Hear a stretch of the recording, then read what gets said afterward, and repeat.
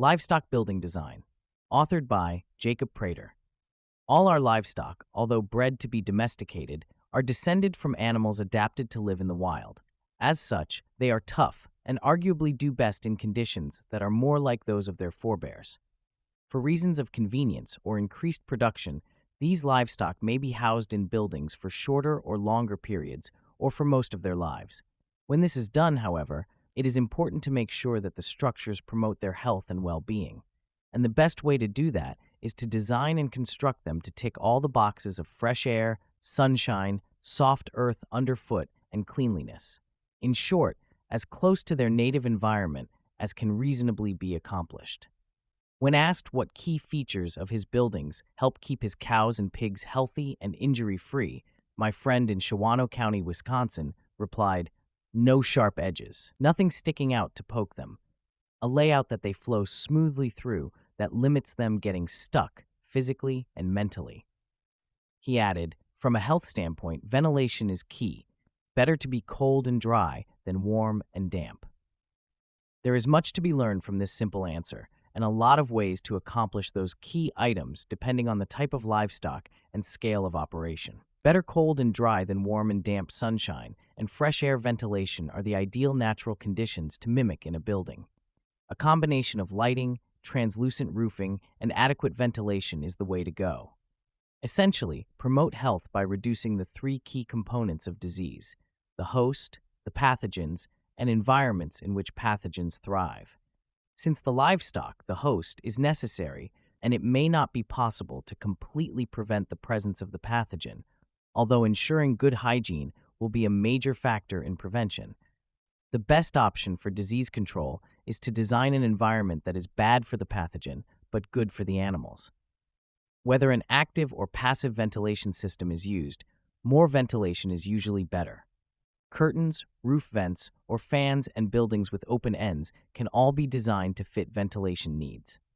The general rule for dairy buildings and similar structures is to have air replacement every 15 minutes in winter and every minute in summer. That is a lot of air and a lot of variability to manage seasonally, but a well-designed ventilation system will pay dividends in the animal's health and longevity. Akin to ventilation is drainage. It is best to keep floors dry as possible to reduce livestock from slipping and to keep their hooves healthy. Since times when water is used for cleaning and when water seeps through doors are vents, an efficient way to move water out of the building is needed. The ideal setup is a system of trench drains, basically gutters in the floor, with strong grates covering them that can't trap livestock hooves. The drainage system needs to be adequate and easily cleaned, as it will routinely get bedding, manure, and dirt in it. Hygiene features that reduce disease and parasites. A livestock building should also include efficient designs for handling bedding and manure. It isn't healthy to have animals standing or laying in their own excrement.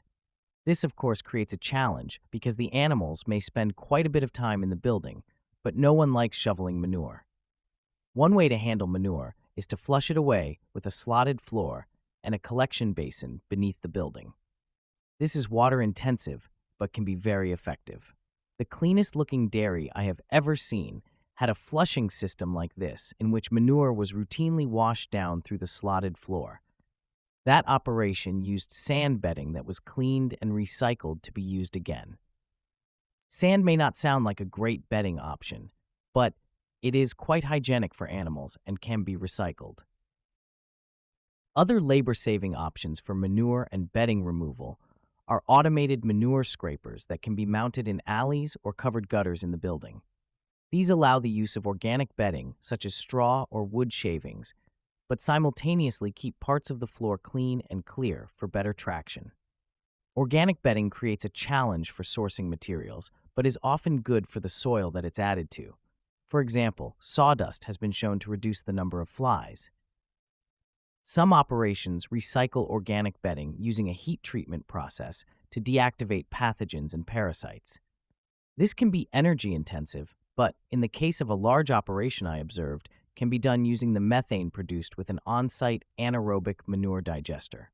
Whichever bedding system and manure management system is used will be of great benefit to healthy animals for everything from hooves to fly control. Keeping animals from getting stuck physically and mentally. A livestock building should allow animals to move freely and be able to turn around in most places. It may be desirable to have partitions and stalls. When they're used, they should be smooth, easy to clean, and corrosion resistant. The structure should include enough space in the stalls that the animals don't feel crowded, 20 to 35 square feet per cow, 8+ square feet per pig, or 3 square feet per chicken. This allows enough room for the animals to stand up, lie down, move about, and groom themselves. Depending on the operation, buildings may be designed so the animals can come and go from the building with ease, at least some of the time. If there is consistent access to the outdoors, a slightly smaller building can be used. In some places, it's best that animals can't turn around. At some point, livestock need to be restrained and examined or treated. This typically requires some type of head gate and chute. Equipment like this allows someone to monitor livestock health, from caring for their hooves and administering injections to checking pregnancy. The chute should be sized so the animal can't turn around or back up. Ideally, the animals will not be able to see out the sides of the gate, only forward at the animal in front of them or to the head gate or slightly beyond it into an open area. They will naturally want to move forward, especially when they can see an opening. The restricted vision to the sides will decrease distractions from people and other animals. The limited vision keeps animals calm, which helps prevent injury to themselves and other livestock. The floor in a livestock building is a health feature too. In addition to being part of manure and bedding handling, the floor material can aid in an animal's comfort and lifespan. Just as it's hard for humans to stand on a concrete floor all day, it can be hard on animals too. I remember the difference I encountered in college sports with player endurance and injuries when they finally got access to better practice fields instead of the highly compacted, overused community fields. Everyone on the team performed better.